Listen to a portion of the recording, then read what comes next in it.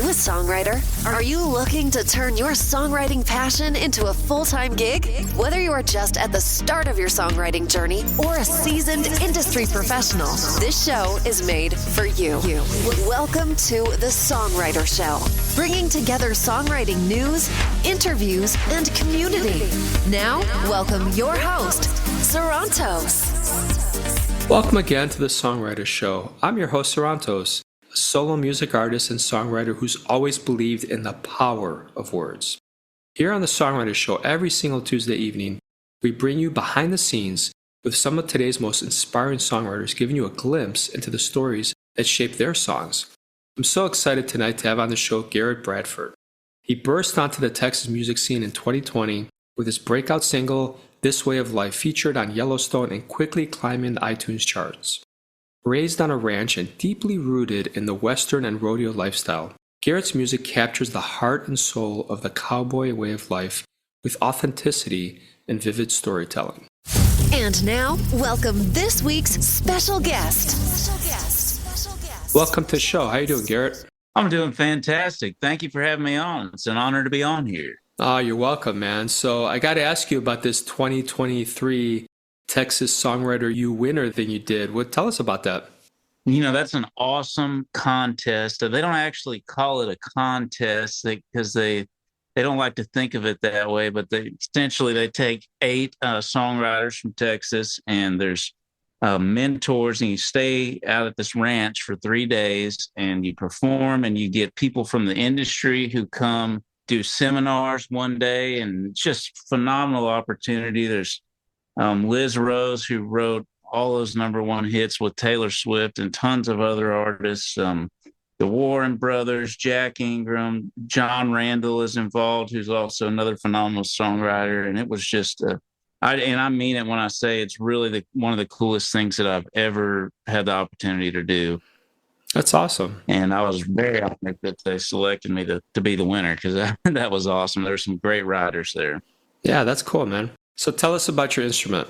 My guitar, I've played guitar my whole life. Well, since I was 12. I say it seems like my whole life now, but I've got a bunch of different guitars. I kind of have a habit of collecting them. I have too many, really. I should probably get rid of some of them, but that's never going to happen. But my main guitar that I play, it's an Alvarez Yari, and I dabble in a few other instruments. I've been learning a little bit of piano, and mostly just as a songwriting tool, and ukulele and things like that. But guitar is definitely my main instrument. Okay. Is your family musical at all, or is it just you? Did you go off on a tangent? I kind of went off on a tangent. I mean, my family, particularly, I'm an only child, and my father and mother have always worked in the ranching and Western and rodeo world. That's kind of the water that I grew up in, the water I swam in as I was growing up. And my uncle moved up not too far from us when I was about 12, and he dabbled in guitar. You know, he'd play a few songs, and that's really what struck my interest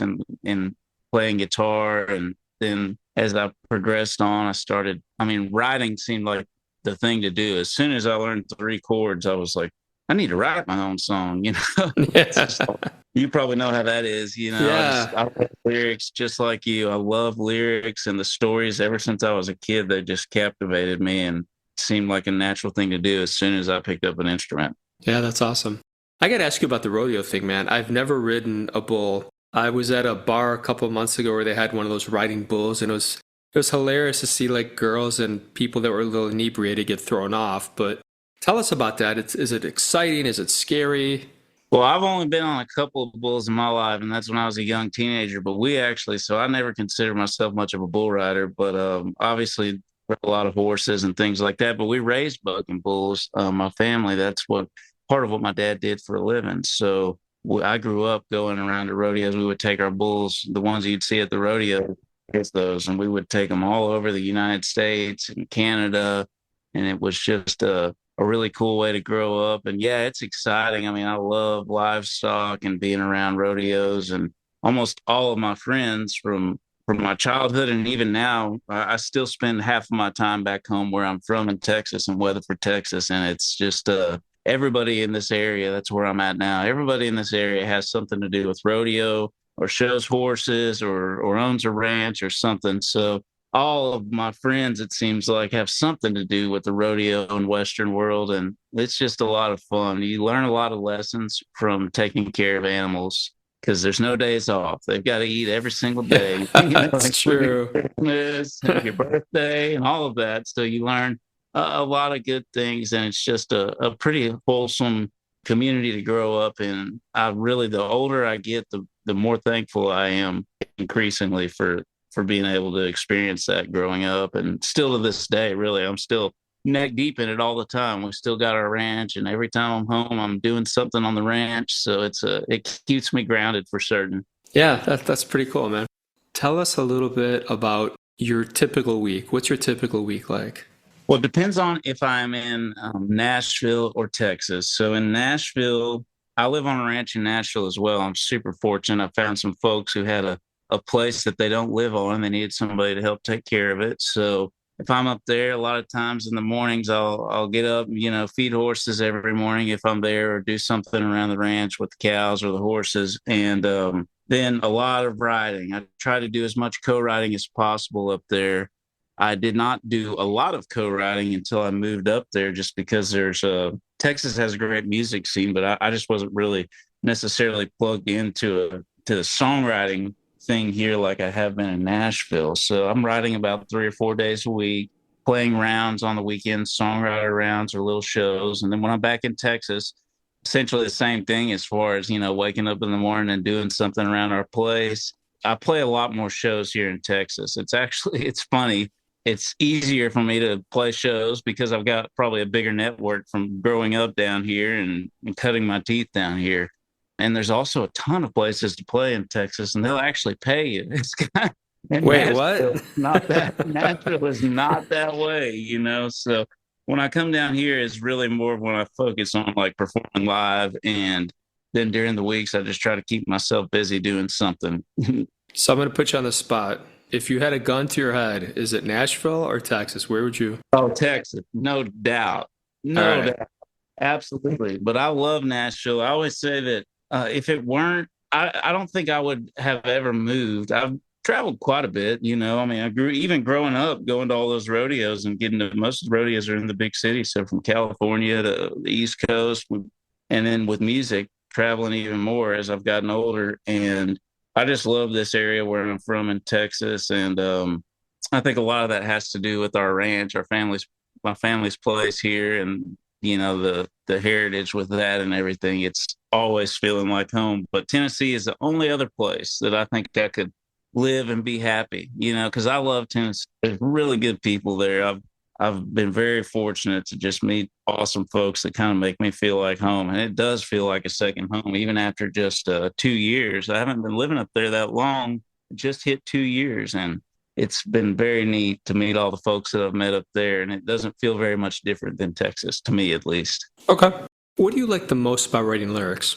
For me personally, I would say my songs are I write a lot of songs just like most songwriters, and they go across the board. But the ones that I tend to play out and record, and the ones I'm most proud of, like, I love to write songs that are not necessarily always introspective. A lot of them are kind of just about the things that I see or people that I know. And of course, lots of them are personal. I mean, the song that I just released on as the first single on my album is somewhat introspective and personal, but I think I just love telling stories, and it doesn't always have to be mine necessarily. It is even more fun sometimes when I think the cool part about it is when you can write a song, especially if you can write a song for somebody that makes them feel like you understand them. Makes them feel like you understand either what they do for a living or how they feel, or it makes them laugh. I love writing funny songs. I plan on doing a whole record of kind of funny songs within the next year or two. So that's probably my favorite thing, is just exploring storytelling. Tell us about this song we're going to hear. What inspired this one? So I just got out of a relationship, and really, if you listen to the song, it makes the person that I broke up with sound like they were a dumpster fire. They really weren't that bad, but one of the guys I wrote it with, good friend of mine, he had just gotten out of a very bad relationship. So we're both just coming out of breakups. it's about the hook is, I'll go blind. From your fires, I've learned that I'd go blind watching you burn. And I think we just wanted to touch on loving somebody who is maybe self-destructive or can't really even love themselves, and realizing in the song that you're not going to be able to help them, you're not going to be able to fix them, and you're only going to destroy yourself trying to, and the pain behind that. Well, it definitely sounds cool. So let's take a listen. We'll come back and talk some more, okay? Absolutely. All right, man. Check this out, everybody. Here we go.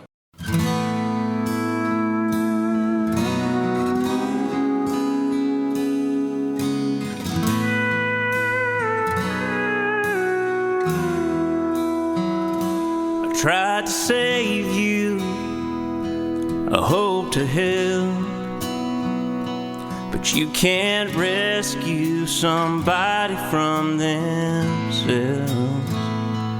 Like a moth drawn to a blaze, I moved closer when I should have flown away.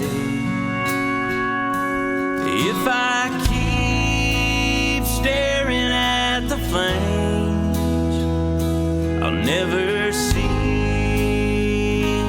who's to blame. From your fires, I've learned I'd go blind watching you burn. Have you ever thought to ask why everything you touch turns to ash?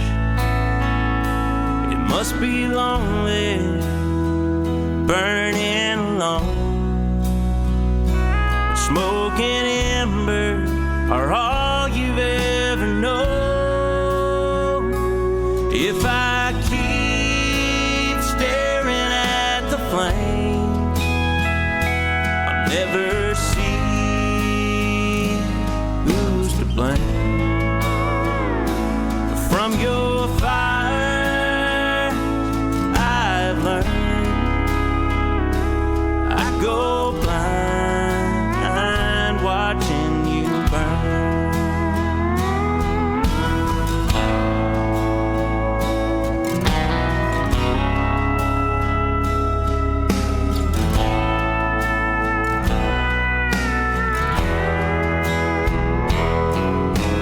Wildfires are beautiful when you're not in the way, but a wildfire consumes you, you choose to stay. And keep staring at the flames and never seeing who's to blame.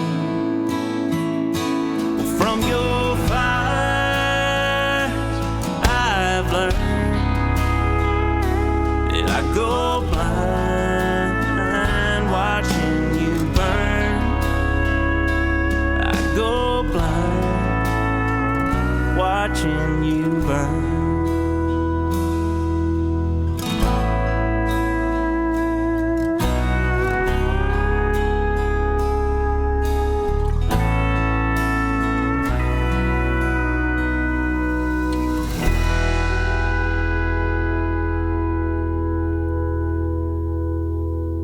Cool song, man. I like the vibe. It was kind of cool. Thank you. I appreciate it. We recorded that up in Nashville with a guy named Dave Smith, who's a cool producer and just a really good guy. It's nice to be able to work with people you get along with so well, and he's one of them. Tell us about a risk that you took, musical or business or anything you want that paid off. I would say it's already paid off, and I think it's starting to. But, moving to Nashville for me was a big, at least it felt to me like a big risk, a big leap, having always lived here where I'm from. And I'm from a small town, and it's kind of my whole world, and I like it that way, where I grew up and all my friends. And moving up there, I really knew nobody. But I had a song on Yellowstone, which I thought would help me get my foot in the door in a few places, and it certainly has. But that was a big risk, I felt like. And I also was very worried about moving up there. I was playing a lot of shows around here in Texas. And when I first moved up there, I was concerned that maybe they would quit calling me, once they figured out that I wasn't around, and that if I came back in a couple of years, I'd have to start all over again. But I think I managed to make them both work. And that's why at this time, for the last year, I've been just splitting my time, because I love coming down here and playing shows and maintaining that, what I consider to be my core audience and my core region, and also working on a bigger scale of in Nashville, or at least attempting to. Who's your favorite person to follow on social media? That's a tough one. I really get tickled by various different comedians, but Theo Vaughn really cracks me up. But I see his little reels and shorts. But another guy I really like to follow, I have a friend, he's another artist here in Texas. His name is Bubba Bellin. People want to go check him out. He's a great guy and phenomenal talent, but I feel like he does such a great job with all his videos and his social media content. He should have such a bigger following than he has. He has a good sized following, don't get me wrong, bigger than mine, I think. But all his content and the way he promotes his songs, I love it because it gives me ideas. I like to look at artists who can get ideas from, as far as, especially on like the promotion side of things or the social media side, because that doesn't necessarily come intuitively to me. That's something that I've really been having to force myself to learn over the last year or two. What's the strangest, weirdest compliment you've ever gotten? Let me think about that. I've definitely gotten a few. One time after I was done playing a show, this lady told me, trying to remember how she phrased it, she said, "You look like George Strait, but you don't sound as good as him." And I mean, I figured if you look like George Strait, that's a compliment. But I think I'd rather sound like him. Backhanded bitch slap there. Okay. yeah. But it was all in good fun. I was kind of talking smack to her too. We were joking around, but I'll always remember that one. Yeah. Okay. Is there like an item that you have to have anytime you record? Something, little trinket or something? I would say definitely when I record, but really anytime I do something special. For some reason, I have this ring. There's no real significance. Nobody gave it to me. It's got a Native American Indian chief's head, and he's got a headdress on it. It's just a silver ring. And I like to think of it as my lucky ring. So anytime that I'm playing a show or having a meeting, or anytime I think I need a little bit of luck, including recording, I'll wear that ring. Yeah. If your life was a movie, what song would play in the opening scene? What a great question. I would say I would want Amarillo by Morning by George Strait. Okay. Tell me and the audience about a common stereotype about Texans that drives you crazy. I would probably say the biggest one that is that we're like all really cocky or obnoxious. And there's definitely some of those that exist, but at least, the area that I'm from and the kind of the subculture of Texas and rodeo that I grew up in, like, people are really humble. People love to be from Texas. I think, it's a cool state to be from. A lot of people love Texas who are born and raised here, but I'm not into the whole thing. Everything in Texas is better. All the other states are terrible. I can't stand that. And some people really keep that stereotype alive, and they drive me crazy. But most people are not like that, at least where I'm from. If you could sing your favorite duet with anyone in the world, who would that be? Boy, that's a great question. I would probably say at this point, I'd say Cody Johnson, country singer. People have heard of him. He's a big star now, but I've always loved his music and loved his singing. In fact, I don't know if I would want to do a duet with him because his voice is so good. I think he might make me sound bad. He's a cool guy. I got to spend about a week with him in October at an event, this private event, and it was a deal where we camped out on this ranch and we performed for this about 300 people who just have this, basically it's big cowboy getaway, and they all hang out and ride horses and drink beer. They do all kinds of things. We can't talk about all the things they do, but yeah, exactly. What happens in Texas stays in Texas, right? It's not just That's Vegas. Right. That's right. It was on a ranch way down by the border with Mexico. It was a really cool experience, and I got to hear him. It's one thing to hear people on the radio or in concert, but it was really neat to just be able to sit around and like hear him sing and play unplugged, and just a very neat deal for me. I kind of had to pinch myself. I'm like, imposter syndrome started creeping in on me. I'm like, how did I get here? I don't know if you ever watched on Netflix The Ranch. It was awesome. You're making me want to either buy a ranch or go find like a songwriting weekend at some ranch somewhere. So I'm going to start Googling that as soon as we get off air. You should. I've really been thinking about for a while, because a lot of people in Nashville that I've met who are not from Texas, they're like, we need to do a songwriting retreat, sometime either on our ranch or somebody else's. And I have a lot of friends with ranches that have a lot of guest accommodations, and it's something neat about being out far away from people. And I love Texas because it's flat and wide open, and it's inspirational. Sounds awesome. Dude, keep me in mind, man. Email me anytime. I'd love to hook up with you guys and go there. That sounds fantastic. Absolutely. You have to fly down to Texas. That'd be awesome. Yeah. All right, man. Tell us about your website. Where can people buy and stream your stuff before we let you go here? Absolutely. So I'm on all the social medias.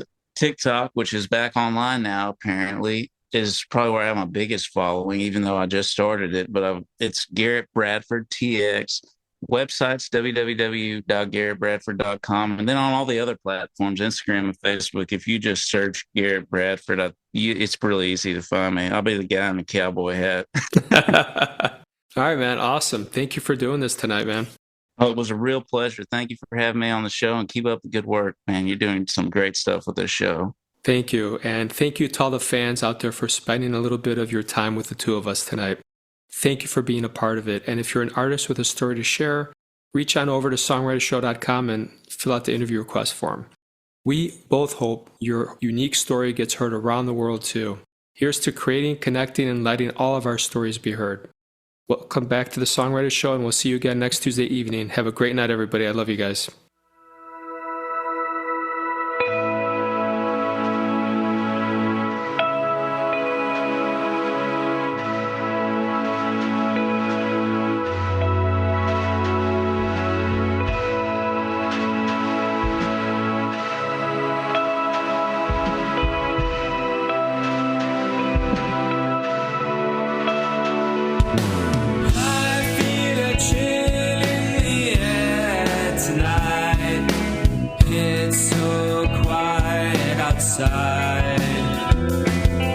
Seems so peaceful, seems so right. Wish you were still happy by my side. By my side. I'd give anything from my heart to be happy, to be free, to be with you, and your hands to be with me. I'd give anything from my heart to be happy. I'd give up everything, everything. Once upon a time we were so young and so damn free. We loved each other constantly. I was all for you and you were all about me. All about me. I'd give anything from my heart to be happy, to be free, to be with you, and your hands to be with me. I'd give anything from my heart to be happy. I'd give up everything, everything. I'd cry.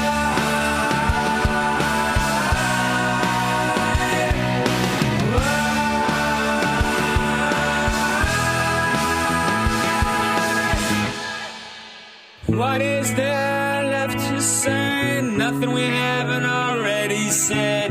Anyway, what we had was so real. We used to have the real deal. I miss you, I miss us. I miss us so much, so much.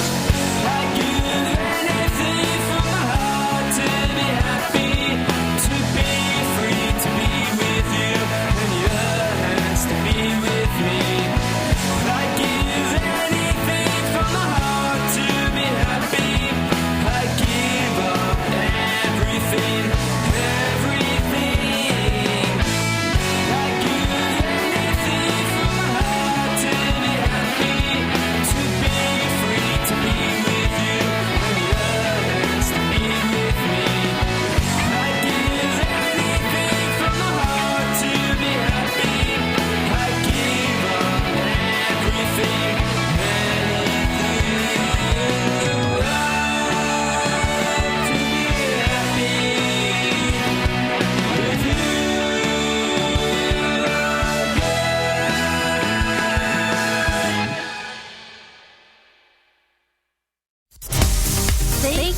listening to The Songwriter Show. To keep the momentum going, head over to www.songwritershow.com and join our free music community of artists, songwriters, and producers. That's www.songwritershow.com.